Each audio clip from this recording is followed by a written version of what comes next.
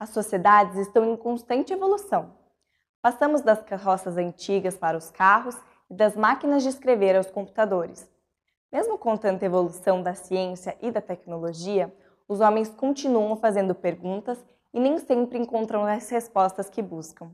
O Espiritismo é uma mensagem eterna do mundo espiritual, que auxilia o homem nesta constante reflexão. Está no ar a Vida em Foco e a gente convida você para refletir sobre as questões que a vida nos propõe. Fique conosco!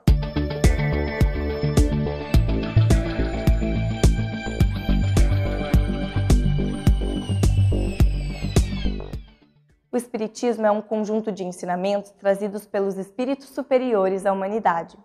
Ele está estruturado nas 5 obras básicas escritas por Allan Kardec. Esses livros são um verdadeiro convite ao estudo, que pode ser individual ou em grupos. Nas instituições espíritas, você pode participar de grupo de estudo que se organizam com o grupo de facilitar as reflexões sobre os ensinos doutrinários. É comum ouvirmos as pessoas perguntando: afinal, por que estudar o Espiritismo? Quem pode estudá-lo? É exigido algum requisito especial? Confira as respostas destas e de outras perguntas na entrevista de logo mais. A Vida em Foco traz também curiosidades, crônica, o Espiritismo esclarece e, fechando o nosso encontro de hoje, mais reflexões sobre a doutrina espírita e os ensinamentos de Jesus. Você é o nosso convidado. Fique conosco. A seguir, a crônica da semana. Há uma passagem no Evangelho de Jesus na qual ele afirma: buscai e achareis. É interessante notar que a atividade de buscar pressupõe um certo esforço. Quem procura alguma coisa, movimenta os recursos de que dispõe para encontrar essa coisa. A promessa de Jesus é que quem procura, acha. Assim, resta a cada um analisar qual é a sua busca pessoal. A liberdade rege o universo e cada alma decide o caminho que deseja trilhar. Caso a criatura se encante pelas ilusões do mundo, terminará por viver essas ilusões em alguma medida. O resultado varia conforme os meios de que estivermos dispostos a lançar mão e o esforço que despendermos. Tudo tem um custo na vida, inclusive a preguiça e a inércia. Quem opta pelo comodismo arca com o elevado preço das oportunidades que são jogadas fora. Considerando a transitoriedade da vida humana, convém refletir bem a respeito do que elegemos por meta na existência. O que realmente compensa buscar com afinco? Alguns gastam energias para enriquecer. Contudo, as incertezas do mundo dos negócios, por vezes, causam dolorosas surpresas. Ainda que um homem consiga enriquecer, ele não poderá levar a própria fortuna quando desencarna, quando morre. Fatalmente deixará seus haveres para trás ao retornar para o mundo espiritual. Assim, conquanto nobres e necessárias, as atividades econômicas não constituem a razão da nossa existência. A vida é triunfante e jamais se acaba. Mas a experiência do corpo físico não dura mais do que algumas décadas. Justamente por isso, tudo que se liga à matéria constitui apenas instrumento para realizações maiores. Não é sensato confundir os meios com os fins, sob pena de prepararmos amargas surpresas para nós próprios. Constitui desatino comprometer a própria dignidade em troca de alguns gozos fugazes. Os valores e os êxitos mundanos ficam pelo caminho. Entretanto, a consciência, o espírito leva consigo aonde quer que vá. Na carne ou fora dela, não podemos nos livrar de nós próprios. Ciente disso, reflitamos sobre as nossas opções. O que incessantemente buscamos, com quais objetivos gastamos as nossas energias. Dentro de 100 anos, nossas metas atuais terão alguma relevância? Sem esquecer nossas responsabilidades humanas, não seria mais sensato cuidar dos nossos interesses imortais? Acharemos o que procuramos, assevera o Evangelho. Pode ser que o salário de nossas buscas sejam roupas caras, passeios e gozos os mais diversos. Nessa hipótese, retornaremos ao mundo espiritual na condição de mendigos. Mas podemos optar por sermos pessoas generosas e de hábitos puros, um autêntico alento para nossos irmãos de jornada. Se resolvermos buscar com afinco nossa libertação de vícios e mediocridades, fatalmente atingiremos essa meta. O resultado? Bom, o resultado será uma dignidade espiritual que nos acompanhará para sempre. A entrevista de hoje com Daniel Dallagnol traz o tema Estudos Doutrinários. Não deixe de assistir! Olá, seja bem-vindo a mais uma edição do programa Vida em Foco. Esse é o quadro de entrevistas e hoje nós estamos recebendo o Daniel Dallagnol, nosso querido amigo que participa bastante aqui do nosso programa. O tema de hoje é o estudo do Espiritismo. A gente sabe que a doutrina espírita ela é uma filosofia, uma religião, uma ciência em que a beleza dela está justamente em todo o conteúdo literário que foi produzido ao longo de muitos anos. E é sobre isso que a gente vai falar um pouquinho. Meu amigo, muito obrigado. Obrigado. Deixa muito feliz a sua presença e tenho certeza que vai ajudar muitas pessoas as suas palavras. Também. Obrigado. Então, olha só, o Espiritismo, então, como eu disse, a beleza está em tudo que foi produzido até hoje, desde as suas obras genuínas, né, aquelas que foram trazidas por Allan Kardec, e tudo que foi produzido depois por diversos autores ao longo de mais de 150 anos, né? Então, fala pra gente um pouquinho sobre o estudo da doutrina espírita, como que é feito. De fato, Lúcio, é um prazer estar aqui mais uma vez. A doutrina espírita, pela grandeza dos seus princípios, não se apreende de um instante para outro, né? Por mais autodidata que a pessoa possa ser e deve ser, mas ainda assim é necessário que se desenvolvam estudos capazes de fazer com que haja aprofundamento do conhecimento da doutrina espírita.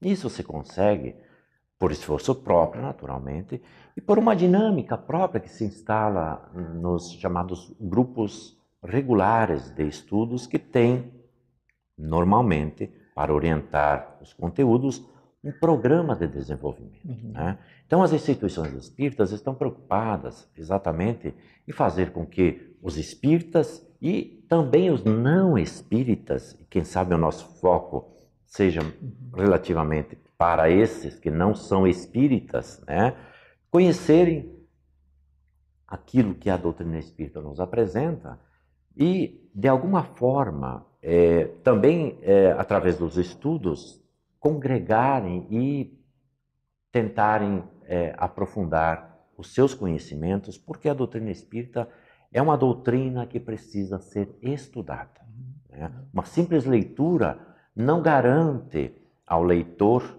a profundidade que os estudos propõem, né? Então, ao organizar os chamados grupos de estudos, as casas espíritas propõem essa regularidade com a profundidade que os estudos podem proporcionar sequencialmente. Então, essa é a virtude dos estudos nas instituições. E eu imagino que não precisa ser espírita para fazer parte disso, de maneira nenhuma, né? Perfeitamente. O espiritismo, de maneira geral, nas suas proposições, respeita todo o credo, né, dos outros segmentos teológicos, né? Ninguém vai perguntar na instituição espírita se você é espírita e se você não for, você não pertence aos quadros ou não é um candidato aos estudos espíritas. Absolutamente. A doutrina espírita tem a pretensão de fazer espiritualistas no primeiro plano. Depois, naturalmente, se a criatura desejar, tornar-se genuinamente espírita. Então, essa é a virtude dos estudos. Fazer como o católico possa ser um melhor católico, né? O espírita um melhor espírita. O evangélico, estudando o espiritismo, ser melhor evangélico. Então, nós não temos a ideia de estabelecer estudos herméticos, fechados, para que se constitua, por exemplo, como nas doutrinas antigas, os chamados iniciados. Não, os estudos na casa espírita são estudos abertos, cuja frequência, naturalmente, é para quem desejar frequentar os grupos de estudos. Portanto, é uma proposta, na verdade, que nós fazemos. Claro. Né? Quem desejar conhecer o Espiritismo, dirija-se a uma casa espírita, sem ter a preocupação de ser indagado ou ser eventualmente alijado pelo fato de não ser espírita. A ideia é de se fazer pessoas cuja natureza seja melhor, mesmo nos seus credos, que eventualmente possam não ser. E de forma prática, para quem está chegando agora e até ouviu pouco falar. Então a gente sabe que o Espiritismo tem um fundamento que seria as obras básicas e, como eu disse, toda aquela literatura ao redor. A pessoa que procura a casa espírita, acho que a gente podia fazer assim, a primeira pessoa que procura a casa espírita, como que se dá essa relação e depois em casa o que ela poderia fazer? Ok. Se a pessoa não tem nenhum conhecimento acerca da doutrina, não é razoável que ela seja colocada nos chamados estudos avançados. Normalmente as instituições espíritas têm grupos de acolhimento para os que estão chegando à doutrina espírita, ou seja, aqueles grupos iniciais de estudos da doutrina. Então, a pessoa não conhece nada, ela vai para esse grupo de início doutrinário. Depois, a partir da frequência desses estudos, naturalmente, ela tem condições, cumprindo esses pré-requisitos mínimos de compreensão acerca dos princípios doutrinários, tem condições de ir para estudos mais avançados. Então, de maneira geral, como nos ensinos regulares nas instituições de ensino, há, digamos assim, classes, onde a pessoa tem condições de ir aprofundando os conhecimentos em face daquilo que ela vai adquirindo em termos de requisito mesmo, para que ela se compreenda no contexto doutrinário e do estudo e tenha condições de avançar. Você me perguntou acerca do que ela pode estudar em casa. Qualquer pessoa pode se apropriar de uma obra espírita, porque ela, didaticamente, é muito fácil de ser estudada. O Livro dos Espíritos, por exemplo, é um livro que o codificador Allan Kardec construiu naquele princípio da maiêutica, princípio antigo dos gregos, ou seja, perguntas feitas aos espíritos e eles respondendo. Portanto, é uma condição que toda criatura pode desenvolver, em particular, mesmo em casa. É natural que a compreensão ela vai se expandindo. Portanto, a gente considera que é necessário o estudo individual, mas também é importante o estudo coletivo em face das reflexões, porque não se pode desconsiderar que os estudos se constituem um grande teor terapêutico para os elementos que compõem o grupo de estudo. Então é nesse sentido que a gente recomenda o estudo particular e também no grupo. Muito bem. Nós vamos para um breve intervalo e já retornamos. O intervalo é breve. Logo retornaremos com o segundo bloco da entrevista. Até já!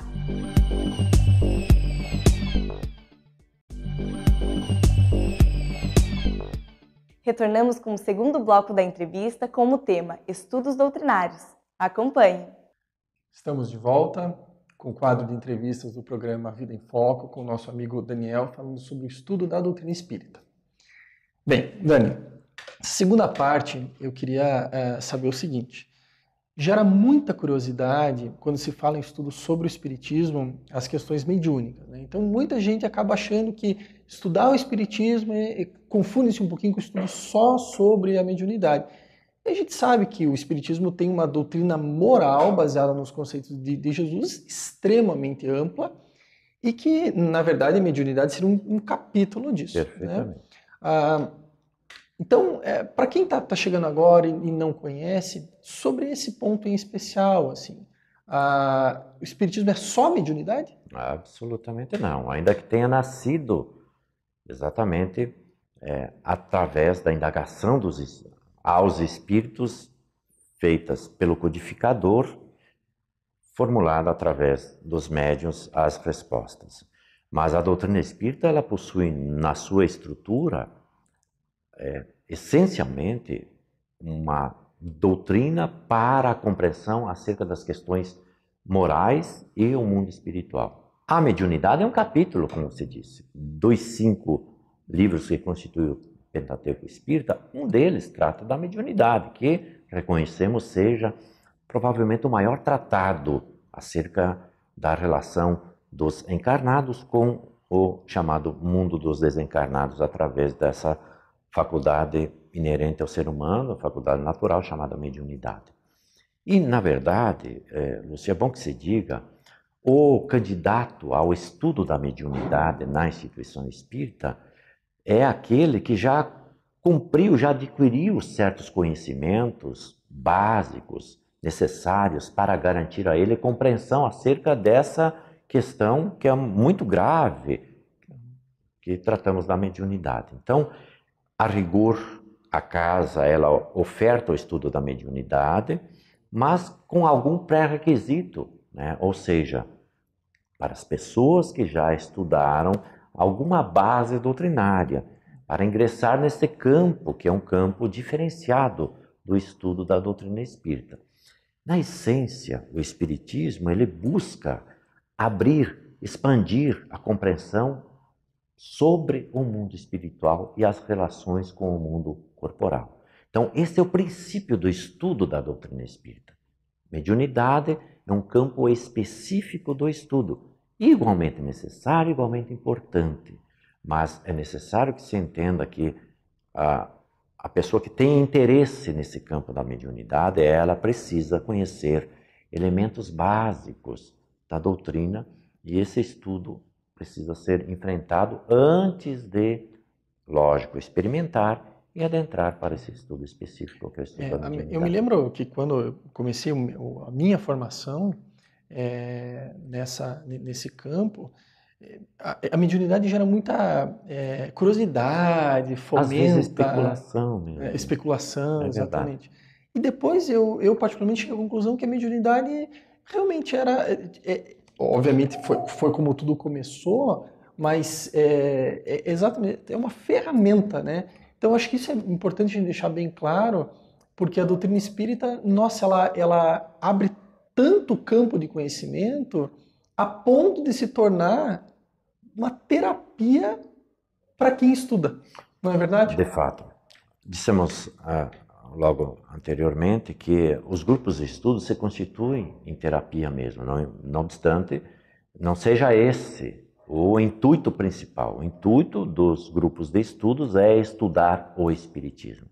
Mas como o Espiritismo, na sua essência, postula que a criatura seja melhor e efetivamente garante, através dos princípios doutrinários, que a criatura melhore sobre os diversos aspectos, a convivência no lar, a convivência na sociedade, a compreensão sobre si mesmo, as questões que a ligam com o mundo espiritual mesmo, né, sem necessariamente se constituir na mediunidade ostensiva desta relação, mas a criatura vai se resolvendo, por assim dizer, através da compreensão dos postulados espíritas. Então, a terapêutica, ela é uma terapêutica de profundidade. Né? Enquanto se estuda, naturalmente, se expande a compreensão acerca das questões espirituais, que é efetivamente a natureza do ser. Então, a partir disso, sem dúvida nenhuma, a criatura melhora em todos os aspectos. Todos os aspectos, né? Muito bem. Bom, para a gente encerrar apenas, nós poderíamos, só para ficar claro de uma maneira prática, então a pessoa pode começar seus estudos em casa, ok, à vontade, procurando um grupo é muito melhor, porque ela se sente mais confiante, mais confortável, né? Não precisa haver nenhum tipo de pré-requisito para isso, né? Basta que a pessoa procure. E só em relação, então, aos professores, né? Quem que educa, né? Quem que é o responsável por isso? A doutrina espírita, ela se organiza através de grupos, se estrutura através de grupos, mas o curioso é que não há esse sentido de ter alunos e professores. Portanto, não são aulas, né? São grupos de reflexão, de trocas de conhecimento. O professor, na casa espírita, ele é substituído pela figura do facilitador, do coordenador, aquele que organiza os estudos, que encaminha as reflexões, né? Que, de alguma forma, torna o grupo coeso. Então, não há essa figura do preceptor, do professor, aquele que vai cobrar depois mediante a avaliação, né? Não há este sentido, porque A proposta doutrinária para os estudos é uma proposta onde o ser humano, como são estudos de adultos, ele se perceba no contexto existencial, né? Então não há uma cobrança, olha, você tem que vir, a sua frequência é importante, você tem que atingir determinada meta de frequência ou de avaliação, nada disso. A pessoa está ali porque ela quer compreender-se no contexto da vida e quer renovar-se, porque a doutrina espírita tem esta virtude de fazer com que a criatura interiorize e não exteriorize, né? É o processo de levar para dentro aquilo que é da sua essência, compreender-se no contexto da vida, resolver-se do seu ponto de vista espiritual, por efeito, ter uma vida moral mais condizente de acordo com as propostas que nos faz o Evangelho de Jesus. Espetacular, né? Meu amigo, muito obrigado. Eu que agradeço. Muito obrigado mesmo. Tenho certeza que suas palavras chegarão para muitas pessoas. Muito obrigado. E você, fique conosco, o programa ainda segue. Lembrando que você pode assistir os outros vídeos através do YouTube, pode entrar em contato conosco através do nosso e-mail, contato@vidaemfoco.com.br. O programa segue. Muito obrigado pela sua audiência. Você tem uma dúvida e quer que respondamos? Envie por e-mail no endereço contato@vidaemfoco.com.br a sua pergunta. Acompanhe agora no quadro Espiritismo Esclarece, pois essa poderá ser a resposta que você procura. Confira agora o quadro O Espiritismo Esclarece, com a participação especial de Cosme Massi. Hoje, a quem cabe comprovar a vida após a morte? Um fenômeno como vida após a morte, ele tem que ser estudado numa estrutura de uma ciência. Ninguém comprova um fenômeno desse isoladamente, fora de uma estrutura científica, porque esse não é um fenômeno isolado. Isso Kardec percebeu muito bem. A ciência espírita, ela explica um conjunto enorme de fenômenos, em que dentro desse conjunto enorme de fenômenos, a vida após a morte se coloca. Então não cabe você estudar esse fenômeno isolado, porque ele não é um fenômeno isolado. No momento em que você estabelecer que a melhor explicação para todos os fenômenos espíritas seja a existência da alma fora do corpo, aí você tem estabelecido, como a ciência espírita já fez, uma ciência que utiliza esta hipótese da sobrevivência da alma como a melhor hipótese para explicar o conjunto de fenômenos que o espiritismo estuda. Porque qualquer fenômeno isolado, você sempre pode inventar uma explicação materialista para ele. É muito fácil você inventar explicações materialistas para qualquer fenômeno que alguém propõe.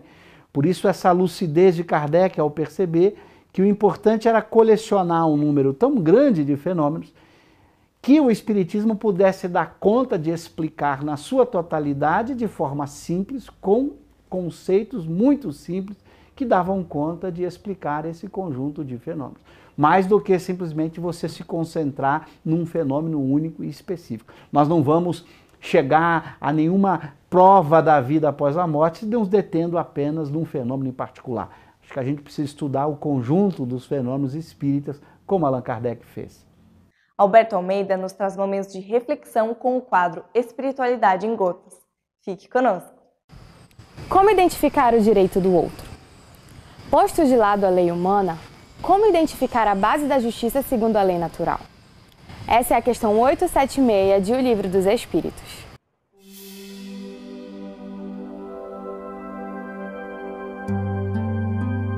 Espiritualidade em gotas.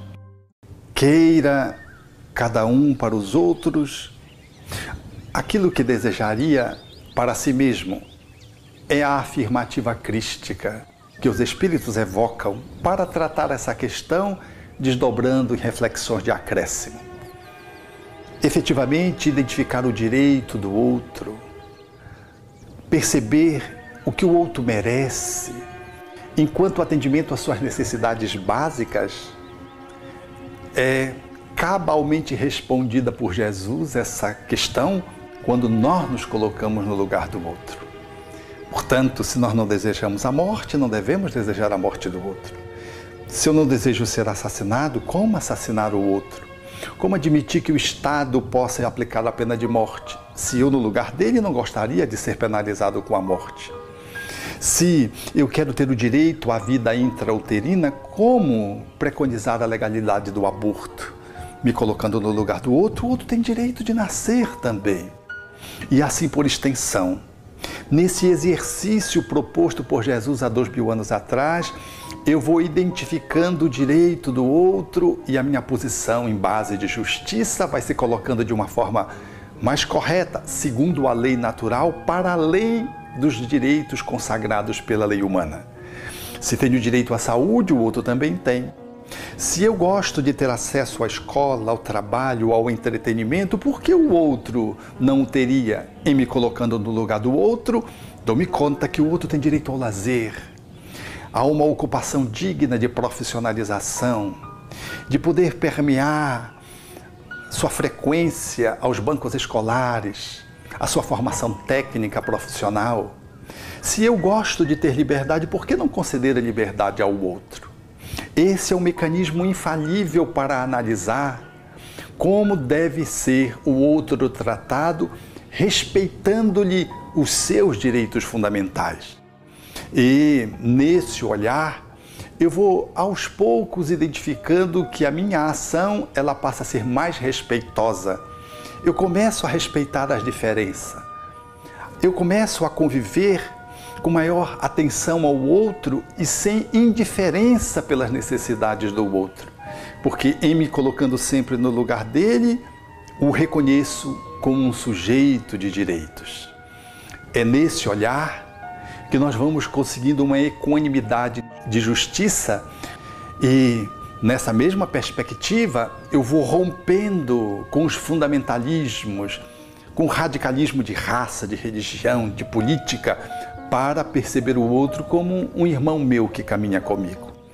Esse alguém pode dizer assim, não, mas às vezes nós desejamos para nós coisas equivocadas, como a droga, uma dependência química, a compulsão, situações que efetivamente são distorcidas em relação a mim mesmo. E se eu aplicar ao outro, eu vou querer o outro, para o outro essa mesma distorção. Isso é verdade.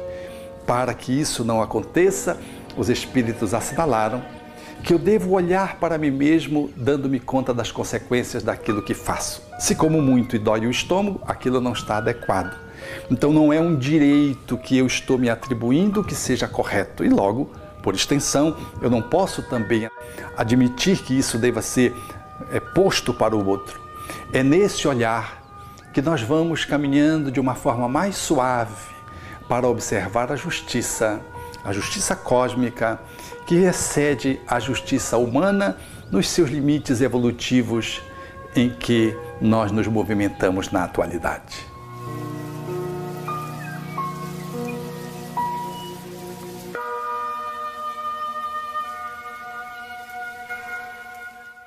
Obrigada pela sua companhia. A Vida em Foco volta na semana que vem com mais novidades. Suas sugestões são muito importantes para o programa e você pode enviá-las para o e-mail contato@avidaemfoco.com.br. Acessando o site www.avidaemfoco.com.br, você encontra todas as edições anteriores. Aproveite para rever as entrevistas e também os outros blocos do programa. Muito obrigada pela sua companhia, tenha uma ótima semana e até o próximo A Vida em Foco.